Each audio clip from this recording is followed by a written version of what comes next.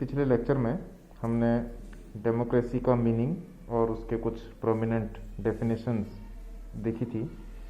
तो डेमोक्रेसी का मीनिंग समझने के बाद अब हम नेक्स्ट लेक्चर की तरफ चलते हैं। और ये जो नेक्स्ट लेक्चर है वो फोकस करेगा development of democracy. Development of democracy का मतलब है लोकतंत्र का विकास विभिन्न इतिहास के कालखंडों में किस तरीके से हुआ है और डिफरेंट हिस्ट्री के जो माइलस्टोन्स हैं उनमें डेमोक्रेसी किस तरीके से डेवलप हुई है, किस तरीके से इवॉल्व हुई है, ये हम देखने की कोशिश करेंगे। तो इसके लिए आपको थोड़ा सा डेमोक्रेसी की पॉलिटिकल हिस्ट्री जानने की ज़रूरत है। तो कई बार इस चैप्टर को पॉलिटिकल हिस्ट्री ऑफ डेमोक्रेसी के नाम से भी जाना जाता है। ये तो क्लियर है कि डेमोक्रेसी का जैसा स्वरूप आज हम देखते हैं वैसा सदैव से नहीं था। यानी कि प्राचीन समय में जब डेमोक्रेसी का रूप था वो या तो इस तरह नहीं था, या फिर प्राचीन समय में डेमोक्रेसी को जो आज हम प्रैक्टिस करते हैं खासकर वेस्टर्न सोसाइटी में वैसा स्वरूप डेमोक्रेसी का नहीं रहा होगा। तो ये एक राजनीति विज्ञान के विद्यार्थी के मन में प्रश्न आ सकता है कि किस तरह से प्राचीन समय में राज्य व्यवस्थाएं चला करती थी और उन राज्य व्यवस्थाओं में किस तरह से डेमोक्रेसी के डेवलपमेंट के लिए आवश्यक परिस्थितियां तैयार की। तो आज हम उस टॉपिक को कवर करने वाले हैं इस चैप्टर के अंदर, जिसका नाम है पॉलिटिकल हिस्ट्री ऑफ डेमोक्रेसी या डेवलपमेंट ऑफ डेमोक्रेसी। तो जैसा आप जानते हैं कि ये कहा जाता है कि Greek were the first people to introduce democracy. तो पहला जो टॉपिक है इसका वो एंशिएंट ग्रीस से ही शुरू होगा कि प्राचीन ग्रीस में डेमोक्रेसी की कुछ हद तक शुरुआत हो चुकी थी। और इस बात को आप जानते हैं कि प्राचीन ग्रीस में, एंशिएंट ग्रीस में सिटी स्टेट के फॉर्म में शासन व्यवस्था चलती थी और वहाँ पे डायरेक्ट डेमोक्रेसी या प्रत्यक्ष लोकतंत्र को स्थापित किया गया था। अब डायरेक्ट डेमोक्रेसी क्या होती है? जहाँ जनता सीधे शासन में भाग लेती है, जबकि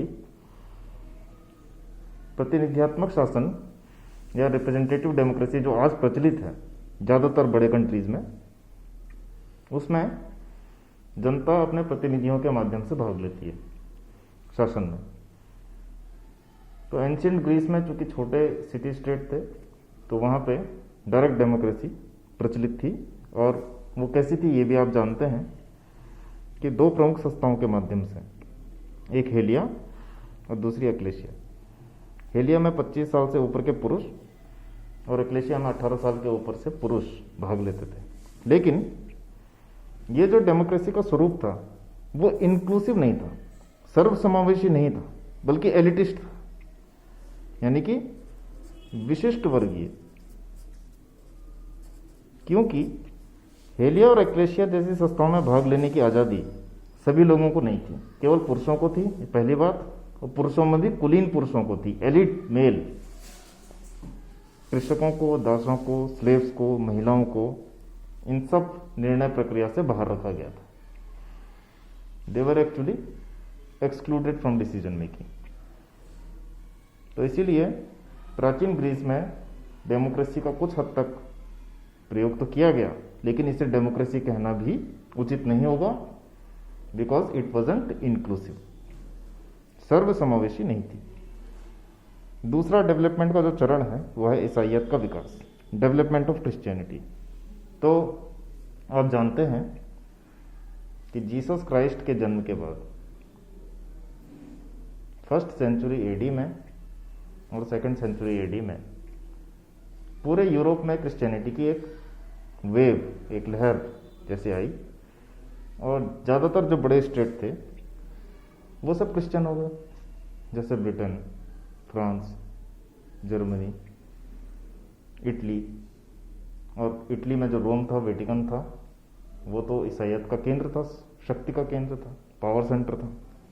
ईसाइयत ने डेमोक्रेसी के डेवलपमेंट में एक पॉजिटिव कंट्रीब्यूशन किया। वो क्या कि उन्होंने इक्वलिटी के नोशन पर फोकस किया, समानता की अवधारणा पर फोकस किया। और आप ये जानते हैं कि डेमोक्रेसी में और समानता के कॉन्सेप्ट में एक बहुत पॉजिटिव कोरिलेशन है, क्योंकि डेमोक्रेसी जिस प्रिंसिपल पे खड़ी है वो है समानता का। एक व्यक्ति एक वोट, कि प्रत्येक व्यक्ति को एक वोट मिलेगा और आपके वोट की कीमत उतनी है जितने मेरे वोट की कीमत है। तो इसमें ईसाइयत ने कंट्रीब्यूट किया। लेकिन एक बुरी चीज भी इसमें सामने आई कि क्रिश्चियनिटी के डेवलपमेंट के साथ जो इनका सर्वोच्च धार्मिक लीडर था पोप और चर्च,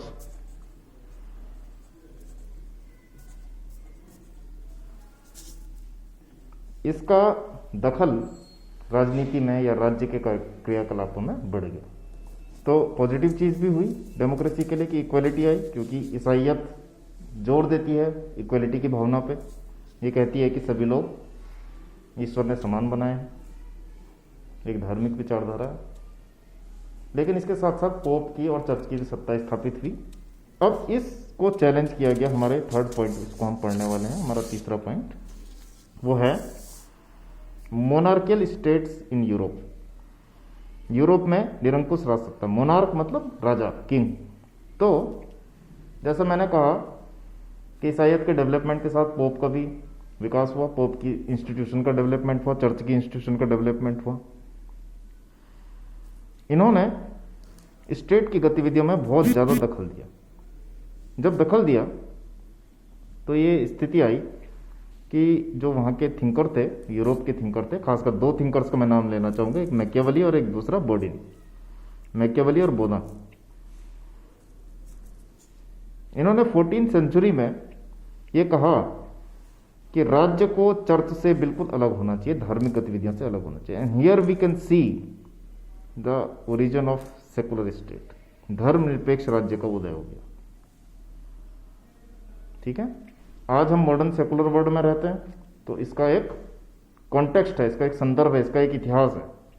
इतिहास क्या है कि यूरोप में चर्च और राजा के बीच में कॉन्फ्लिक्ट का, संघर्ष का इतिहास रहा।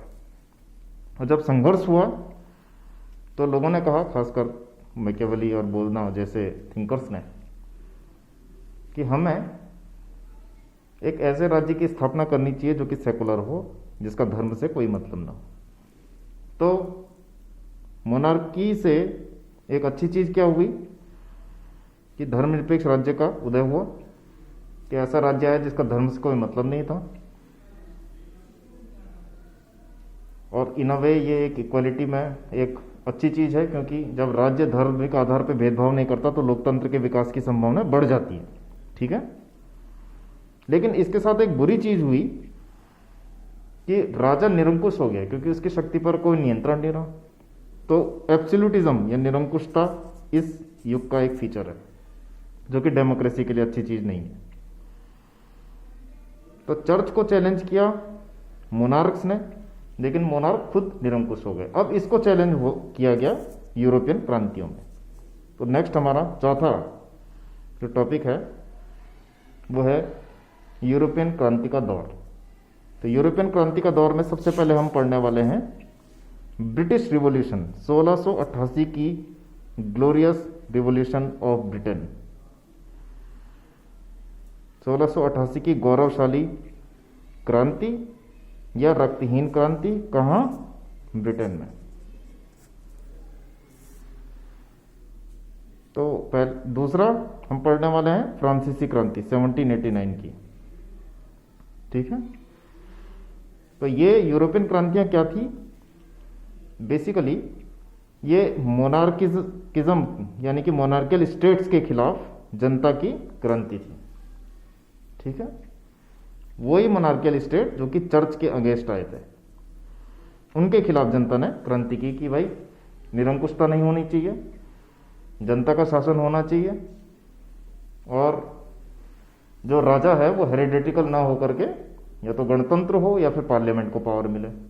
हेरिडेटिकल होता है ना राजा, तो कि राजा का लड़का भी राजा होगा, तो ऐसा नहीं होना चाहिए, क्योंकि डेमोक्रेसी में ऐसा नहीं होता।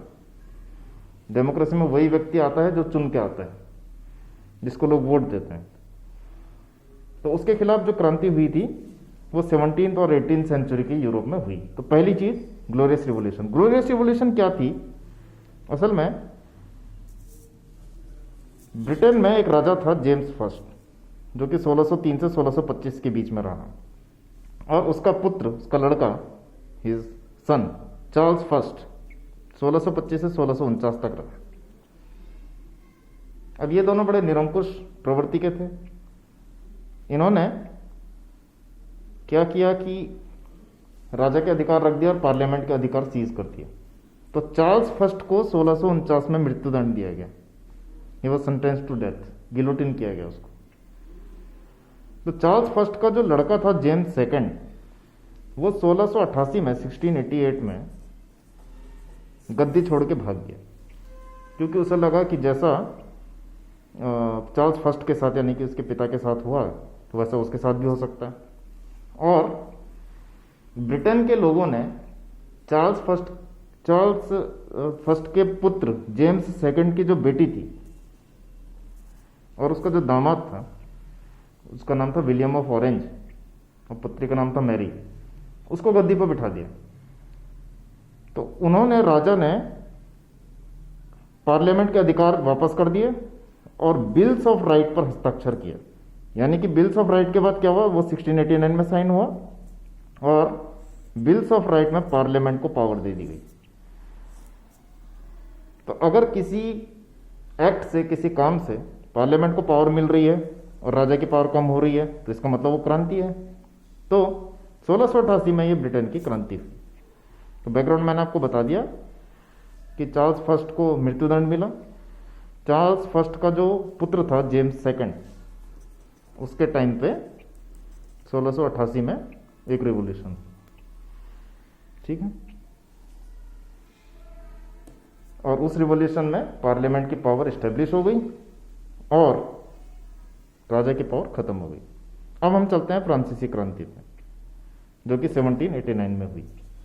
फ्रांसीसी क्रांति के बारे में मैं आपको थोड़ा सा ये बताना चाहूंगा कि उस समय वहां पे एक निरंकुश सत्ता थी, वो थी लुई 16 की। वो राजा था वहां का, और वहां का जो राजतंत्र था वो बड़ा निर्मम था। तो वहां पे टैक्सेशन की जो स्थिति थी वो कैसी थी कि 4 स्टेट में एस्टेट राज्य बटा हुआ था, 4th, 3rd, 2nd और 1st। 4th में आते थे लेबर और फार्मर, 2nd में आते थे मिडिल क्लास, पत्रकार, अध्यापक, वकील इत्यादि। 2nd में आते थे सामंत और बड़े बड़े ब्यूरोक्रेट 2nd स्टेट में, और 1st स्टेट में आते थे राजा और धार्मिक पदाधिकारी, चर्च के पोप वगैरह, इस तरीके से, ठीक है।